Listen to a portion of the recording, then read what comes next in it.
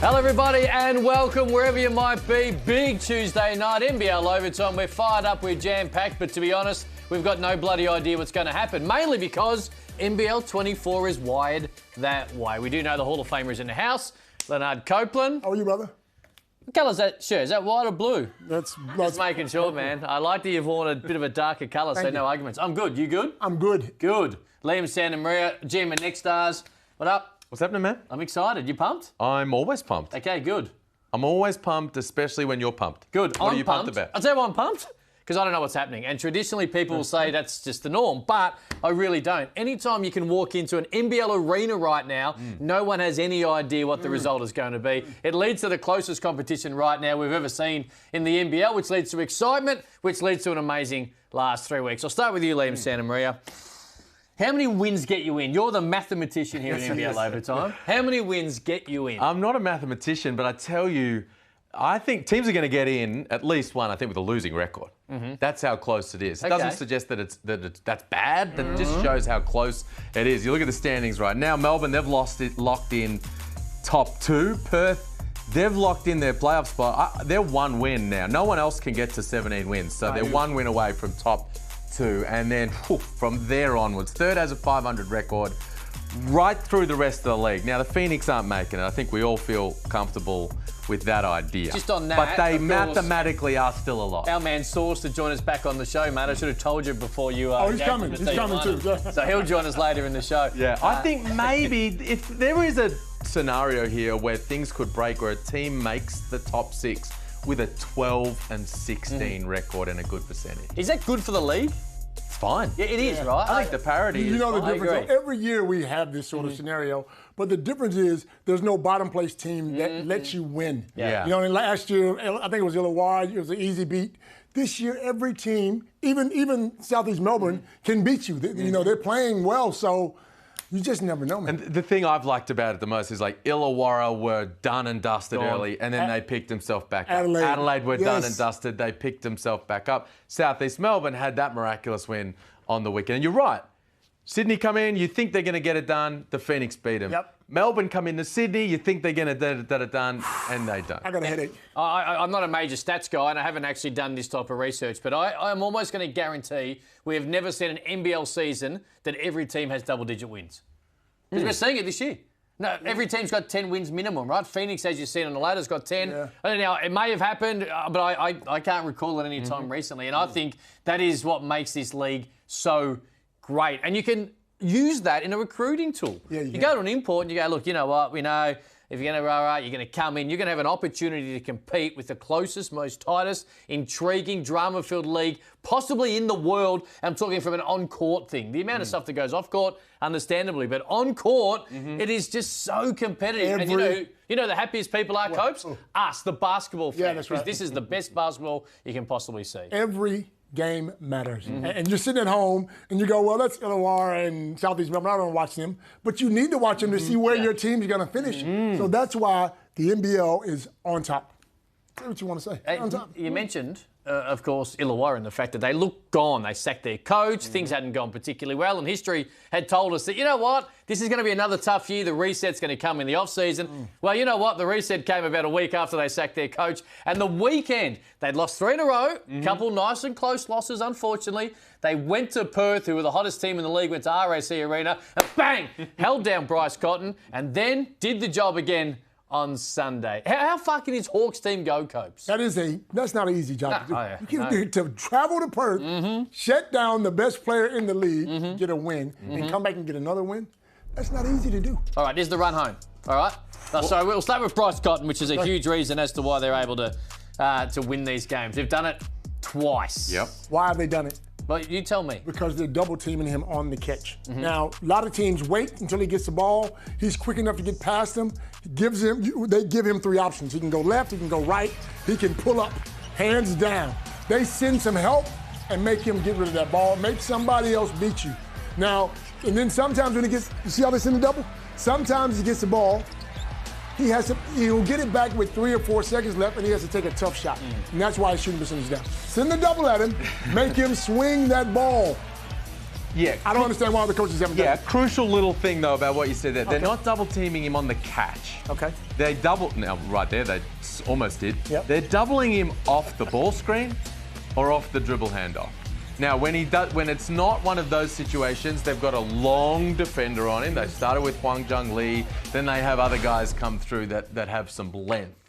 And they turn him into a driver. Now, the scout on Bryce Cotton is to force him left, keep him left, and bring help. Yep. And they do that very well. They show a wall, they get the ball out of his hands, and then they do it particularly well off the screening actions, the handoffs and the ball screens, where they double him and they get it out of his hand. Are they in his head now, though? I mean, because the shoot Well, you told me, are they? 13% for 2 games. Yeah, Is that one more game against them? I mean, it's Bryce Cotton. Yeah. No one's in Bryce Cotton. Okay. This is you are right. If any team is going to have confidence within themselves that they can stop him in a crucial game, and I think they play last round of the season, they should have confidence because they've done a good job. Is Bryce Cotton concerned about it? I'm going to guess no, because he's probably given them 25 a game ever since he walked into the league. But they have guarded him really well. Again, should have looked at this statistically.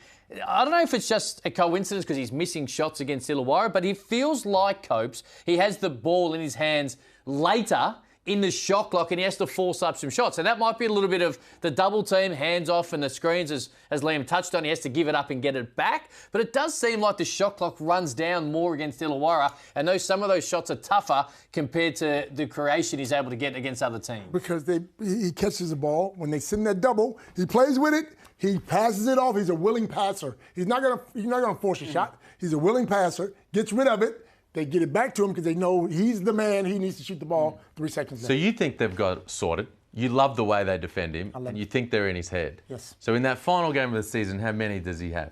38. He might. I say he has. Sit here and say it on TV. I say he has 20 plus. 20 plus. You with me? Oh, this feels like No, a bet. he could have 20 plus, but here's the thing: it won't be a great shooting percentage. I don't think. Where's that? It's not. It rarely is. He's a volume. Where's scorer. that game? In Illawarra. He may get 15. Oh, come on, man. I'll take that bet. I will bet you. You like to bet, don't you? I will bet you he has 20 plus. Hey, Liam, you go first. You started. Do you want to have the bet with We him? can all pile on. Yeah, all right. Here we go. Yeah, at the end of NBL Overtime awards, I you got pay Because for if you dinner. poke the bear, Yeah. I mean, Matt Kenyon found this out when they played South East Melbourne, right? Like when you poke the bear with Bryce Cotton, he Bryce brings Cotton the is wrath. an MVP. He is very, very good. I know this. You don't believe in Bryce Cotton. I believe in Bryce Cotton, but I just think Bryce Cotton is not Superman. If you send 2 guys at him, he can't shoot over 2 guys. He's not that big anyway. I want to point It's out, work for him. teams have doubled him over the years. Not a lot of teams. Not a lot of Did teams, the and Sydney maybe more. Kings with No, the we Gaz didn't. We should Copeland era? have. We probably would have still been in Sydney had we double teamed him. Here's their run home. Here's the Illawarra Hawks run home. Because, Copes, we're talking more about Perth, which is what we do, unfortunately. Let's get back to Illawarra. So there you go. They're at home in that last weekend. Huge last weekend for Illawarra. Home against Perth and away against United. They might be fighting for that playoff spot. So I think that's loss, win, loss, Wait. loss. You think they're going to lose to Brisbane at home? Yep. You're giving, after the weekend they've just had, you're in the Bullets King. Wow. Okay, so you have them, missing or making right now? Liam. Making. Copes? Making. Yeah. Yeah. They're not going to lose to Brisbane at home. I think they got at least 2 wins there. 2 Is that? plus. I think I said that. Did I say that? 2.5. I don't know. I had a lot of owls when you were talking about them. Either which way. Lost. I think they will. I think they will make it. I think it's one of the great stories of the NBL this year. You can go through, and this is another thing. You go through every team and there's great stories, and there's great. They're the greatest story, aren't they? If they make the Their playoffs, turnaround? certainly. Yeah, absolutely. Because not only what they've done on court, but off court. And that community feeds off their energy and the way they play their basketball, and they're doing it the right way. All right, so you've given up on Bryce Cotton. You don't think they can beat Brisbane. Let's get to Bryce, I didn't Adelaide. say that, Bryce. Because this is a great story as well. Of course, DJ officially puts pen to paper, 3-year extension for DJ Vasiljevic, and congratulations to him. But they are on fire. 5 of their last 6. Yep. They're hanging around. Probably, I'm going to start with you because you said this. You said that he's going to give them a great deal of confidence because he believes in himself so much. Now, it's a combination of factors, but they do believe in themselves. They're not scared of anyone, and they think they can continue to run the table and cause some damage in the playoffs. They got the big 3. The big Kel, who's playing great basketball right now. DJ, who can shoot with anyone and score with anyone. And Humphreys, who's having the best second half of the year he's had ever. The big 3 plus guys coming off the bench, helping them. Wiley, who has more enthusiasm than anybody in the world. Yeah. And guess what? The stadium is full every night. They're tough. They're gonna be right there. And I think it'd be smart for the ownership to keep those three guys together because they play well together. I like what they're doing. Where does Scott Ninnis fall into that? Well, I really don't know. But if you do bring Scott Ninnis back, I reckon he'll want to bring those three guys back. Those three guys will be back. But even if Scott doesn't come back, that combination is so good together. You'd have to look at it, wouldn't you? I mean, what else does he need to do, Scott Ninnis? Does he need to make the finals? Because going from where they were to then becoming arguably the hottest team in the league, winning 5 of their last 6, is that enough? If Gordon's hanging around, is that enough? That's the thing. Gordon needs to sign a contract in Asia somewhere, and Trevor Gleeson needs to find another job in the NBA, and it'll be enough for Scott Ninnis, which sounds harsh, right? Yeah. And I feel for Scott Ninnis because I don't think anybody expected him to do this job so well. They were disjointed. We've seen Mitch McCarron just ripping through his teammates at practice, which coincidentally happened when there was cameras there. Funny that, but it seemed to have worked because all of a sudden, it's worked, right? No one expected Scott Ninnis to be able to have them blending. Guys put to the bench, guys starting. You know, where's Isaac Humphries at? We're seeing the true Isaac Humphries. The unfortunate thing with him, it's a really enticing job for someone like a Brian Goorjian or a Trevor Gleeson if they're open to it. Well, they got work to do in the front office looking towards next year. Here's right their run now, home. Will they make they're it? still Will they alive. make it? No, I don't think they Here's will. their run home right now. Let's have a little look at if they've got to go. They got Sydney, of course, again, who they beat a couple of weeks ago on the same floor. They go to Tassie, Brisbane, and then, of course, the break. So 2 wins won't get them in? If they win 2 more games, they won't get in? I mean, again, we said before, there is a scenario, I think, that you could get 12 wins, 12 and 16, and have a great percentage and get in. Right. But I think it's an unlikely scenario. I think the more likely situation is that 6th will have 13 and 15, and that's going to be hard to do, right? Their margin for error is tiny. True, but the teams they play there, or 3 of them, are 3 teams that are all fighting for it. So if they go 3 and 4 to finish it, then they'll make it. They'll make it. Big if, tough. They've got to hold the momentum, but they've got it. Southeast Melbourne Phoenix. You've counted them out, so I'll start with you, Copes. What a win. What a win. We spoke on this show last week about the disappointment and not just losing games, but the way they were losing games. Right. From the tip, Heartland, in the community where they do such a great job off it, new facilities, and they were putrid the week before. Let's start with Sydney. They were so great against Sydney last week. Sydney were just that bad. They were. We'll get to them in a moment. Yeah. Phoenix, though, that's something to hang your hat on end of the year. You know what was so impressive with Phoenix? These guys, I've never heard of some of these guys. And I'm being honest. It's not a Mate, disrespect. Liam, It's not a disrespect at Liam's all. been watching these kids since they were under 12, so he knows. It's not a disrespect, Sure. but the fact is they played so well, I'm going to watch them from now on. Statman, this kid can flat out shoot the ball, man. He's a Ben Air, he has more confidence than any player in the world. You know what I mean? So I just love the way that the younger guys said, wait a minute, you're not gonna come in here and just beat us like this. We're gonna play as hard as we can. Win or lose, we just want to see them play that way. You're gonna lose some games because you don't have your superstars. But if you're playing that way, you're gonna have plenty of support. Yeah, really, really super impressive win. It was an amazing night, to be honest, at that stadium because no one gave that team any chance. No, I didn't. They had 6. Oh, Lennard. That's a dumber call than you saying Bryce Cotton won't score 15. I did not. 6. They had 6 of their fully contracted players playing. Yeah. Really, and Mitch Creek. Yep, sure, but who was all world in that, especially in that first half. But then the rest of those guys were all bench guys, all DPs. And credit to them, man. Credit to them and Mike Kelly, that coaching staff, for stepping up and playing the way they did because they gave that fan base a lot to feel proud about that night. And yes, they lost to Perth, but they brought big heart in that game. Yeah, that's right. Yeah, they were pretty good against Perth. Yeah. Does it say more about the Phoenix or more about the Kings, who were outstanding in their win on Sunday? I think it probably said more about the Kings. And what I think it said, and when you look at the Kings overall, that roller coaster ride of the weekend, is it says that their ceiling and their floor is just ridiculously far apart. Yeah. Like their best is good enough to win the title. Excuse me. But their worst is easily bad enough to miss the playoffs altogether. So the fact that we've seen a lot of the bad in recent times has made things tough and put them in a bit of a tough spot. But the bounce back was really impressive. Off the tip, Coach, off the tip on Sunday, they looked like the best team in the league. Right. And this is where the frustration sits, I think, for everybody, right? Because when they play like that, you say, this is the team with the clientele they have, led by Jalen Adams, Valentine there, Hunter, there's Jonah Bolden doing his thing. Like, they're a very talented outfit. Angus Glover's starting.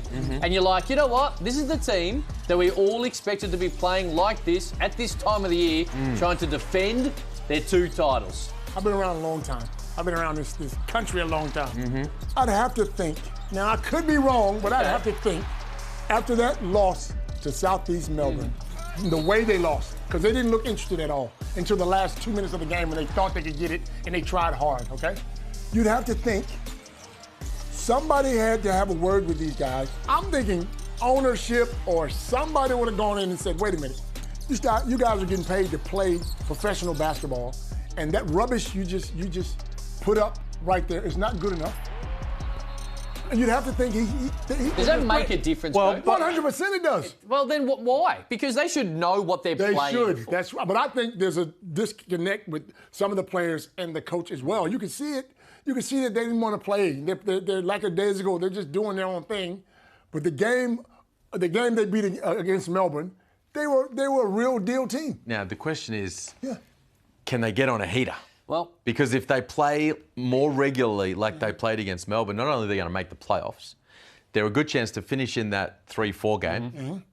And then all of a sudden you might find them in a semi-final series. And then if they just go bang, bang, all of a sudden this team's playing off for the championship. So here's their run home, right? If we see the Sydney Kings from Sunday, they'll win all of those 3 games. Yep. They'll then win the 3v4. And they're the only team in the league that can actually contend with Melbourne United and Perth. And when I say that, I'd lump them all in to be right there to win the title.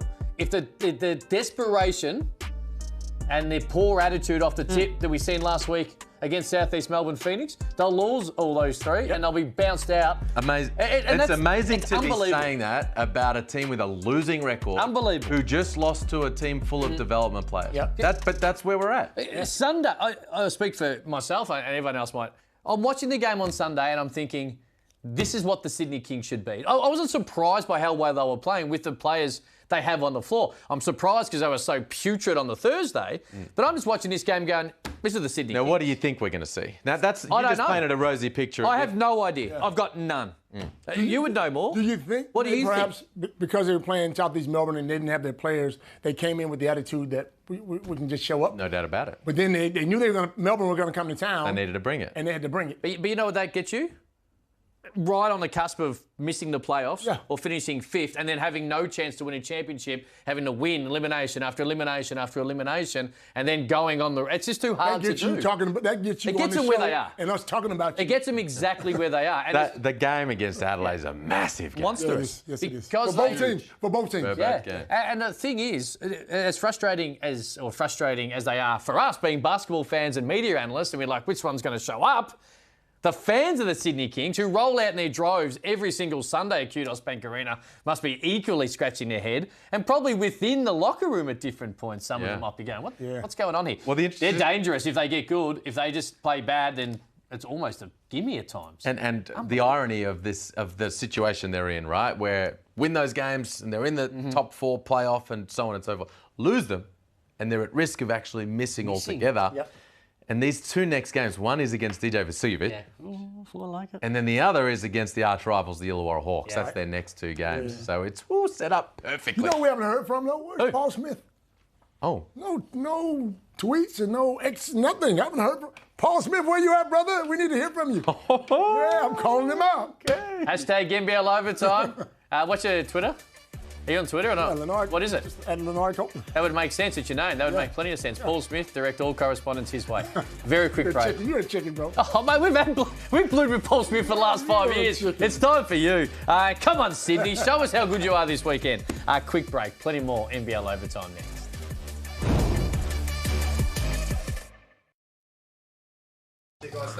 I got a question for someone in here. What does FD on the stat sheet mean? How many times they were fouled? Okay. I grew up in the Andrew Gaze era. As a player, we used to complain about how we got calls. But every team, top to bottom, had a hell of a scouting report for Andrew Gaze. So there's a level of frustration, but he got rewarded because he was featured heavily. Bryce Cotton, 4 drawn fouls tonight. I listen to every press conference. I read a lot of articles. Tell me someone that doesn't have him at the top of the scouting report. And when he's aggressive, 4 drawn fouls. Unbelievable.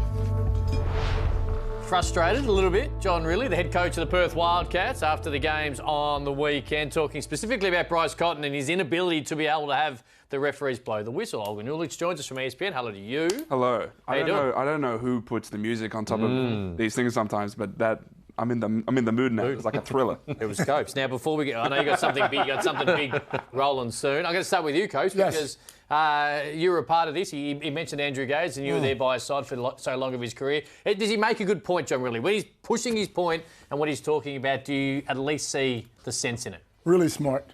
He knows the playoffs is coming up. He wants the referees to have another look. Cotton right now is leading the league in drawing fouls. I mean, and I'm not saying there hadn't been any fouls missed, but that's with everybody. I mean, everyone gets fouled. It's a part of the game. And Riley's doing the right thing by supporting his man, and he wants this guy to shoot more free throws. So at the end of the day, come on, Riley. Let's roll a bit of vision from Saturday night. Liam, you take us through and you tell us what you make of the treatment, or at least the defence and the lack of whistle towards Bryce Cotton. Oh, this is what he was talking about everyone has a game plan, right? So the face guarding is what he's referring to. And Owen Foxwell with the hands on a long way away from the ball. That's fine. Yep. Get on with it. Move on. He's the best scorer in the league. But where he wants the calls is where Bryce attacks the rim on a play like this. Now, for me, that's a no call, but that's the type of play that Bryce and JR is talking about, and he comes up a little sore, right? This one, I actually thought this was a foul. I was calling the game. Drew thought it was a foul as well. I think most people in the arena thought that would probably get called. It usually does. But it's on this type of action where he's getting bumped around a little bit, he gets to the rim, and he comes up thinking, geez, hold on, can I get a whistle here? I agree with you, Coach. I agree with you. Sometimes he gets a whole heap of whistles, shoots 13, 14 free throws. Sometimes he doesn't. It is what it is. Overall, over the course of the season, he leads the league in fouls drawn. He gets called a lot of fouls for him. There you see Tajir McCall, who buys a lot of whistles along the way as well, and some other bigs in the painted area get some free throws. But Bryce gets the most. So he should, because his usage rate is so high and he attacks the rim, he's so crafty. Playing 40 minutes a game. But JR is just working the officials. Of course. He's working them during the game, and he's working them after the game as well. We went through this last season as well. I was in a press conference room in Melbourne, and JR looked to all of us. I think he might have looked at me and said, what does FD mean? What is, and tell me Ty Webster's number. So he did this last season as well. And so I agree with you. Yep. This is some posturing going into a really important part of the season, which I get it. It's theatrical, but it's strategic. It makes sense. Yep. FD, Coach, traditionally means different things based on your ladder position this time of year, but right now it's about the fouls. Adam Ford got fined. We spoke about this last week on the show. I think they should have let it through because he was so creatively sarcastic, but in the end, he was fined. So that was a $1,000 fine from Basketball Australia. Now, what we're told is that as soon as if something happens between the two buzzers, that's an NBL thing. They handle that. As soon as it's after the buzzer, like a press conference, the Basketball Australia Integrity Unit handles that. And now people around the league are asking questions now. They're trying to find where the line is. Because a lot of people were shocked that Adam Ford got fined for that. Because it was so sarcastic. Because I guess you have to judge intent and whatever. And the intent was obvious. But you did have to judge it yourself. And so people are wondering, is JR going to get fined for that? If I'm a coach in a press conference, what can I say? Modi Mayor didn't want to say anything. He says he likes his money in his pockets. And so people around the league are confused. They're wondering where the line is. What do you make of the line? The after-match press conference, right, in the eyes of many, until it sort of was brought to our attention recently, was that would be an NBL thing. It's because it's off court though, and it came to more of a exaggeration exposure around the Aaron Baines situation, of course, earlier in the season. What do you make of it? The line is very easy to draw, but it's hard to keep. So the zero tolerance was spoken about, and then it was really, really clear. Like, if you say anything during the game, you're going to cop a tech. If you say anything in a presser, you're going to get a fine. But what always happens when you draw a line, people try to get as close to it as they can. And sometimes they step on it. They want to walk the line. Yes. And that's what's happening in these press conferences. Is it too simplistic to say that if the comments or the actions are related to the game, either within the court or in a press conference or in a presser talking about the actual specifics of the game, then that should come under the NBL? And if it's away, like a Gary Clark situation a couple of weeks ago, that comes under the umbrella of Basketball Australia. Is that...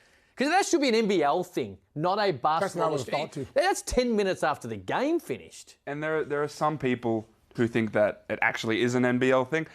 I keep being told that as soon as the buzzer finishes, that means the game ends, and anything from that point on is a BA issue. We saw it with the Aaron Baines, Adam Ford incident earlier in the season. That was technically between the two buzzers, the opening buzzer and the final buzzer. And so that was an NBL issue. So my apologies then, because I thought part of that was a Basketball Australia integrity situation. It wasn't? Not from what I'm told. Okay, well, that's why there was a tribunal, a single-member tribunal. Believe me, you would be correct and I would be incorrect. So I did muddle that up. I apologise to everyone at home. And so no matter if it's within an NBL arena, like that JR press conference was, like that Adam Ford press conference was, as soon as that buzzer goes, it is a BA integrity unit issue from that point onwards. It goes under the BA code of conduct. I don't think it's the right way to go about it. I'd like to see the NBL control those situations, but again, smarter men and women than me. Anthony Lamb, Copes. We're going to throw it right now. You ready for this? Yes. Was it a foul? Me and Liam called this game. And 1 point down. Less than 30 seconds, Coach. Just have another look at this thing. He got fouled. Liam? I thought he got fouled, Liam.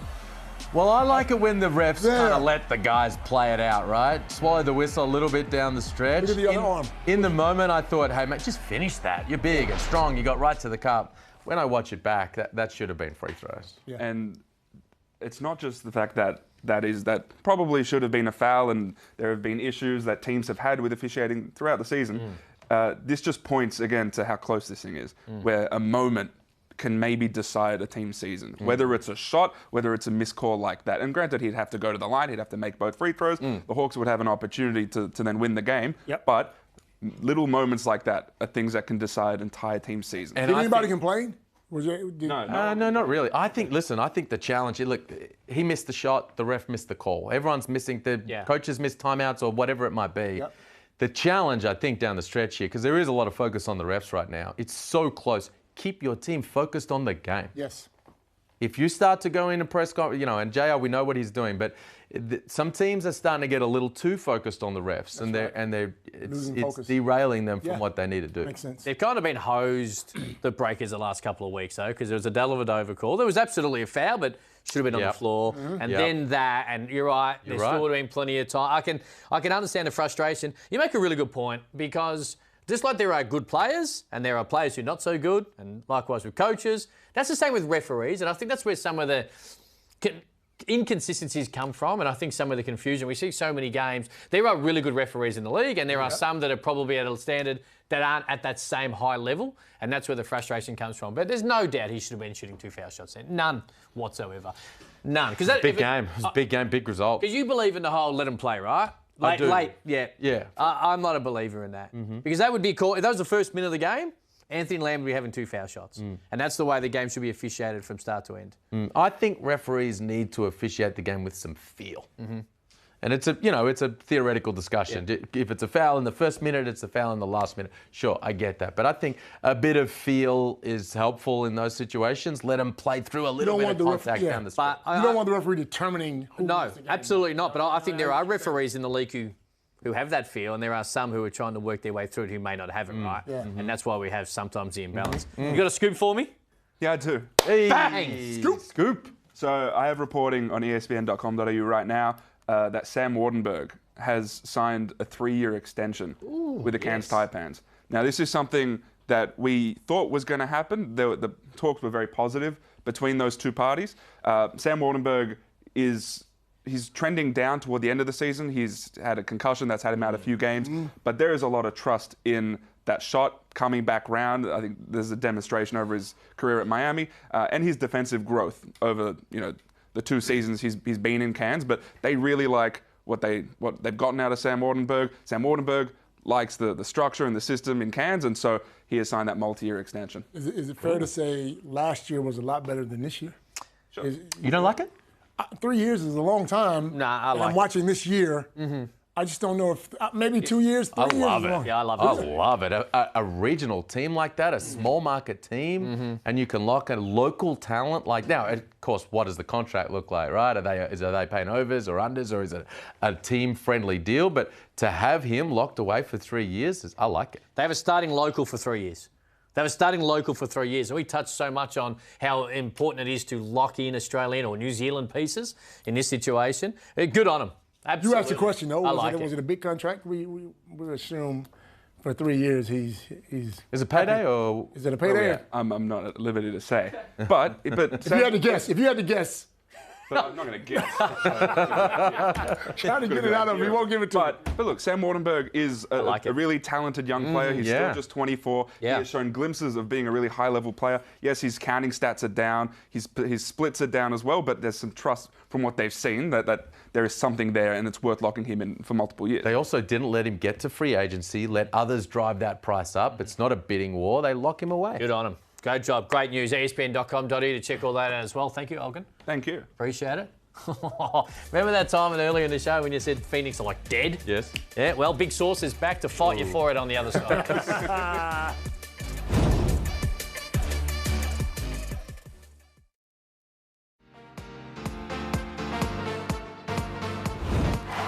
Thursday night in the Heartland, huge crowd, barely any players who are actually rostered. That man, Mitch Creek, as emotional as I've seen him in an NBL jersey. The joint was packed. There's our man, Sauce.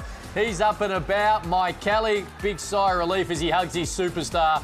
And you can see it. We spoke about this. The crowd did not leave until all the autographs were signed and the selfies were done. They were excited to be there. The Phoenix get a huge win over the Sydney Kings. And right now, we welcome him back. Big Sauce in the house. Alan Williams. Hello, buddy. What's up, man? Good Man. to see you guys. Good to have again. you back. Good to see y'all again. Obviously, I wish it was better circumstances, but got some time on my hands now, so I'm glad to be back on here with you. Good to have you back. That was cool, right? That was a cool night. What a night. I mean, anybody that was in the gym felt the energy. Obviously, the Heartland showed out in numbers and was massive. Mitch Creek put on an all-time kind of performance, and we got a huge win.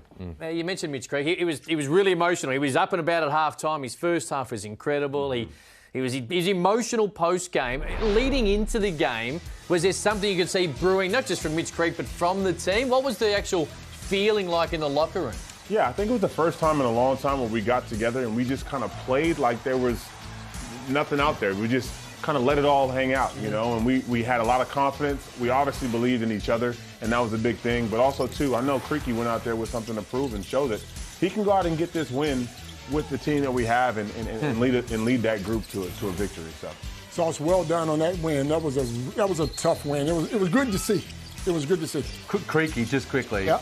I think that first half was the best Mitch Creek we've ever seen. Yeah. I was it saying was. the same thing. That was peak I was saying Creek. the same thing. He put him on his Unreal. back. Yeah, he did. Pete Creek, I like that, man. Unreal. Unreal. I don't want to bring it down, but here's my question for you. I'm not going to bring it up. Oh, how long did it take? Man, at least give him another 30 seconds. I'm here. Where's Mr. Williams? Okay. What was the difference in because we're hearing that there was a team, a player-only meeting from the Adelaide game to the Sydney game, because there was a massive difference. You guys stunk. It was ugly. It was ugly. But then all of a sudden you come back and you play like a real team. So what was the difference in that little time? You have a group of professionals Right. who are all very prideful in the work that they put in on a daily basis to be great basketball players, to be a great team. And we went out with an effort that wasn't who we were. Right. We came together, we talked about it, and we put out the effort that we Player could be only? proud of. It was Player player only? only. Yeah. What was said? This is the beauty of having you here. We get Yeah. the player insight. You get to take us in behind closed doors. It was literally more than anything a cry to the fans, to the Heartland themselves. Like we felt like at State Basketball Center against Adelaide, that wasn't who we wanted to be. That wasn't a performance that we thought that the Heartland could be proud of. And so we came together and we all talked about it and we said, yo, it's just not good enough. It's forget the X's and O's. It's play your absolute heart out. If you're not going to do it for yourself or for your career, whatever it is, do it for the fans that rock up every single time we get an opportunity to play at SBC. So we had that inspired performance on the weekend. Was it led by captains and imports, or was it led? Did the young guys have any input at all? I mean, typically in those meetings, ball. obviously, it comes from a leadership perspective. Creaky ended up calling, and we all had some kind of input. And obviously, the younger guys didn't have a lot to say involving in it. But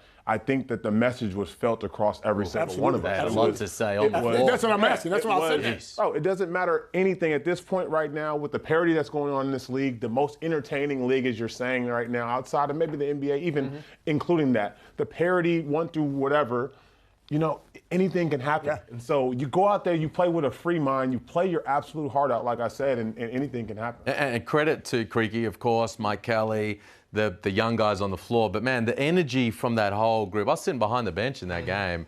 You, Kenny, like the energy of that group in a situation where they were getting, you know, beaten around the game before was very, very impressive. Appreciate that. I know we're happy about it. I wasn't at the game, but I heard some of your energy was directed towards Liam via Alex Sarr. Now, Alex Sarr was incredible. Did you at some point yell something out to Liam about the future #1 draft It pick? may have been to the effect of, that's a next star call. That's a next star call, Liam Santa Maria. I said it very clearly and directed at him, but I think he had the headphones. There's superstar calls, there's next star calls, you know, it all works together. But going back to a He guy was like, good. oh my goodness, he's phenomenal. He had that Euro step to the dunk. I mean, obviously you're seeing the block shots there and the post work that he has. But he went to the Euro step, and I was talking to my teammates saying it was the most graceful Euro step I've ever seen. I didn't even hear him take any steps on the 1-2 and then elevate for the dunk. And so his impact was felt on both ends, and it definitely helped to get that. Sauce, you played in the league, man. You know what it takes to be effective there. The length, the athleticism, the versatile skill set. Like, how are you projecting him moving forwards, heading towards the NBA? I think whoever picks him, wherever he goes, whether it's 1, 2, wherever it is, I think they're getting a guy that is a pro already. And I think that's the biggest thing you see. The transition's always tough for the younger guys because they haven't been in professional situations and environments before. He's a part of a really good pro team. He's in a place where he's coming off the bench. A game like that, you see it and you're like, oh, well, he could just whatever and just hang out and do this, and the #1 pick doesn't have to come back and play from the injury, but he's choosing to rock up and show up every day. He's around great vets, and he's going to be a good piece for an NBA franchise moving forward. He looked like he went to another level in that game, as if to say, I got hurt, I'm not taking any more games for granted. I'm going to show you guys what I can do, because I know I'm going to be out of here real soon. That's what it looked like to me. Yeah. I can't believe you suggested maybe #2. Look. He's great. I told you that. I He's love the great. fact that you're actually trash talking someone and including our man. Have you heard? Right. Leave me out of it. He's going to be in the green room. I'll be in the green room. I love that. Get your suit It's the ready. #1 pick. They pick Alex Sarr. Aaron Baines, I want to play this screen for you from the game last Friday night. Let's have a look. Controversial, Ken. Let's have a look. Well, the NBL social media put it out there, which meant we can talk about it. All right. Melbourne United weren't happy with it. That is not an illegal screen, according to the referee at the time. I'll start with you, Sauce. What do you make of it? Look, being a big in this situation, I have the tendency to sometimes move my shoulder into the player that's guarding my guard coming off of that. Yep. And sometimes, you know what I mean, you're going to hit him. Of course. And I don't necessarily think that it was targeted, like Baines was like, oh, I can't wait to elbow him in the face type of thing. It's just a matter of happenstance. That's where his arm goes, and when he sticks it out, that's what he runs into. I don't think, obviously, it's not a legal screen. I think a foul should have been called there, and everybody should be upset at the fact that the foul wasn't called. But at the end of the day, I can't imagine that Baines is that good, right, in his mind to be able to target that specific elbow to somebody's face in a situation like that. You disagree with that? I think it was a foul, and I thought it should have been called. And that guy's wearing my number, 21. So, yeah, it should have. No, I'm just kidding. No, but people are saying it was a dirty play. And No, I don't think it was a dirty. dog It and wasn't so on and dirty. so forth. No, it wasn't dirty. You know what I'm going to say? Like, when he signed into the league, we knew he was going to set bone crunching. You spoke about it. You said that, too. This is what everybody knew. I mean, because he's done it his whole career. Yes. In the NBA, he's got superstars open on screens all over the floor. Sure. He's done it on the boomers, and we love him for it, getting Patty Mills open for looks That's on the right. perimeter. So it was a moving screen. That's all it was. He wasn't trying to take his head off or a dirty play or anything. And I get Vico saying we'll remember it and so on and so forth. That's good for basketball, though. It's great for us. Yeah, and he's just trying to get Sobey open for a jumper. Which he did. Yeah, that's his. Did Sobey bank that, actually? I don't think so. Yeah, it went down anyway. Sean Bruce, right? I'm a massive Sean Bruce guy. Yeah. Except for the one time I said, watching a game, that's a bad shot. And then Liam, when we bumped into him post-game, said, Cam doesn't like your shot selection. And you were shaking in your boots. I said it was a bad shot. When you're playing or when you're watching and the way that Sean Bruce goes about his work, are you anti-Sean Bruce? Are you pro-Sean Bruce? Where do you sit as an opposition player? Sean Bruce is a guy that will do whatever for his team to win the game. He's a two-time champion. He has pedigree in this league and an understanding amongst the opponents that go against him that he's going to be chippy. He's going to try to rile it up. And he's going to do the things that he needs to do to help his team get the victory. So for whatever it's worth, it's worked for him in the past. Obviously, they're the two-time defending champs. He's a part of that team. So Sean Bruce is being Sean Bruce. And teams need guys like Sean Bruce. Need it. Because he'll get in your face. He'll do whatever it takes to disrupt you. But Sean Bruce, be smart, man. That's Delhi. You see how big Delhi's gotten in the last You're going to pick on somebody a little bit smaller. Because Delhi will knock you out, bro. Sean Bruce is playing a very important role for that team when he's physical like that. He also had the block out on Joe Loire where he kind of, hit him. And he didn't back down either. No, he didn't back down. Because they need a guy like that. Here it is. He sees him coming. He says, I got to try and block this guy out. And, he's not going to take a backward step. And the reality is, he's making a statement to his teammates. That's right. We got to be physical. We got to step up. We got to be up for the fight. You know who he reminds me of when he plays like this? Ray Gordon. Oh, there you go. There you go. 100%. Because Ray had some superstars on his team who like to cruise through games and kind of just do their thing and getting a lot of defensive attention.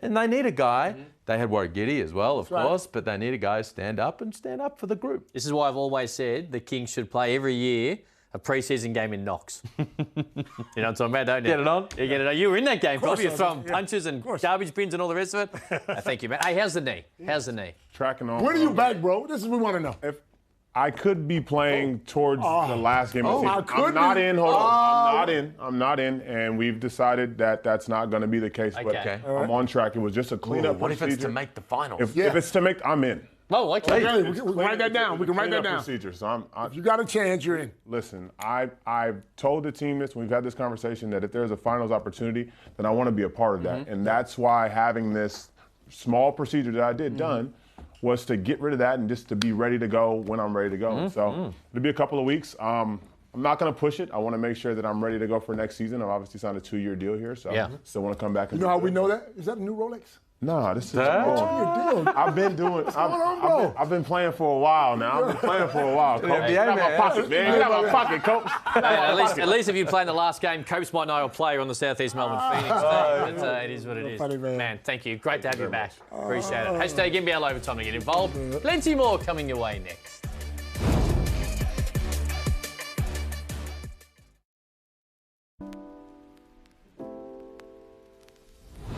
Yeah, we finished this road stretch. We went 3 and 4. It's not quite where we wanted to be.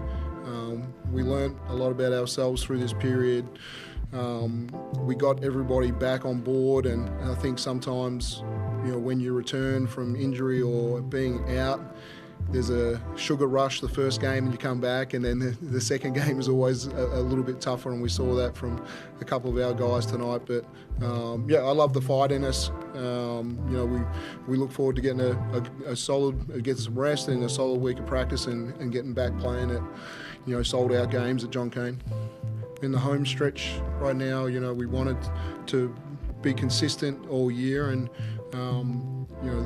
I think we're in the last quarter of the year. I think we played 3 games. We're 1 and 2 right now. So having a positive record. The goal was to try and be 5 and 2 if we could to finish the last quarter of the season, and that means we got to win every game to finish out the year. And if we do that, I think we get top spot. So a good challenge in front of us, and obviously going to enjoy our fans and enjoy being home.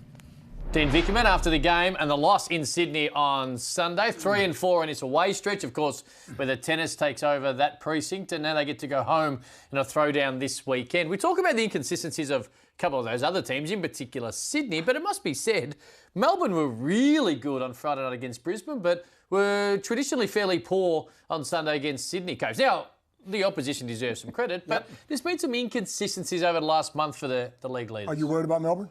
I'm not worried about them. I think they just probably feel they need a slight bit of a challenge. I don't mean that as in they're not being challenged, just the fact that, hey, they were going to finish on top coming into this away stretch. It gets a bit tiresome at times. I'm not worried. Sydney's best absolutely levels up, but I'm not worried about that. I think when Melbourne they play their best when they have their full team. Obviously, when Shea's back, and he's back now, they play their best, okay? They've won enough games in the beginning of the season to miss some games, to lose some games.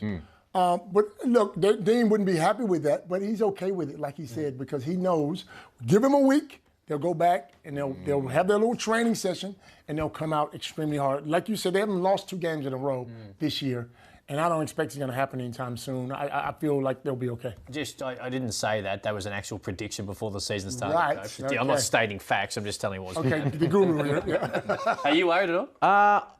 A little. Okay, go on. I mean, this is a team I thought would win the title. Still do. Yep. But I'm not as confident now in that happening as I used to be. Why?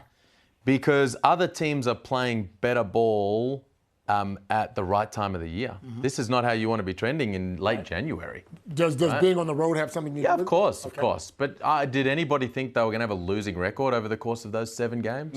No. So they've done worse than we anticipated, than they would have hoped. And I don't think that they're defending at the kind of all-time level that they were. At the start of the year, no one could score against this team. Right? Now, Illy has been out, now he's back, and let's see how it ramps up from here. But you want to be trending like Perth and, New Zealand lost that game, but they're trending up right now. Adelaide's playing at a really high level. I think if you're Melbourne United and you're Dean Vickerman, you say, we've got to turn this around because we're shaky right now. And you don't want to go into a semi-final series shaky. Otherwise, what will happen is what Tassie did to him a couple of years ago. But with his experience and the way and what he's been, Dean Vickerman is the coach that can change this and make these guys get to where they need to be. It's interesting. A lot of it's when you play certain teams, right? Not who you play at different times. It's interesting. Had Sydney been Friday night and Brisbane been Sunday, we had the same results, we probably wouldn't be talking about them as worried because they were really good against Brisbane, which was only last week, which was a team that was in great form, and they belted them. From the outset, JLA, which we'll show some highlights in a moment, he was brilliant. Dean Vickerman spoke about the fact that have a little sugar hit, he's been missing some time, but you're right. Are they the dominant team they were pre-Christmas? Absolutely not, but they're still the benchmark, and this guy You want to talk incredible. About dominance. This was maybe one of, if not the most dominant performance this season. One of his best. Certainly one of his best, but maybe across the entire league. Because when he was out there, you just felt watching the game like he was unstoppable.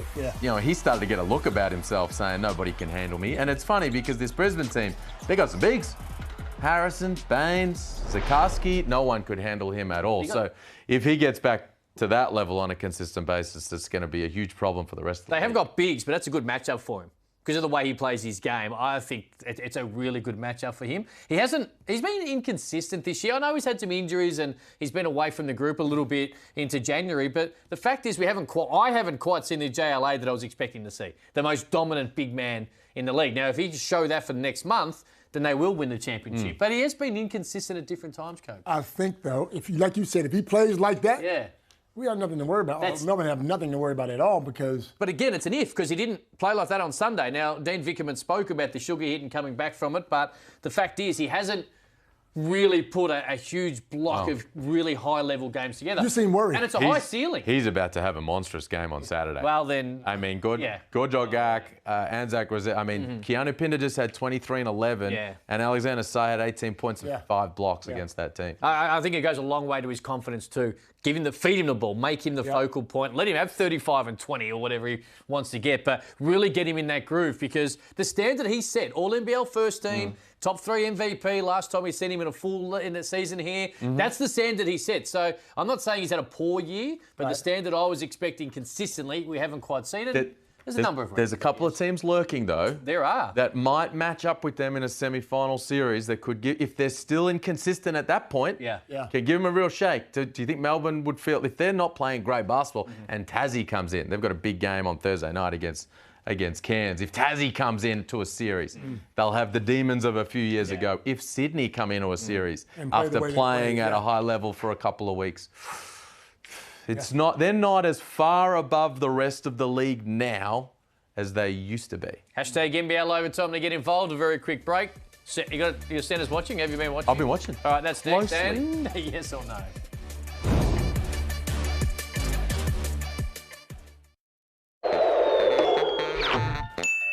I've been watching, fellas.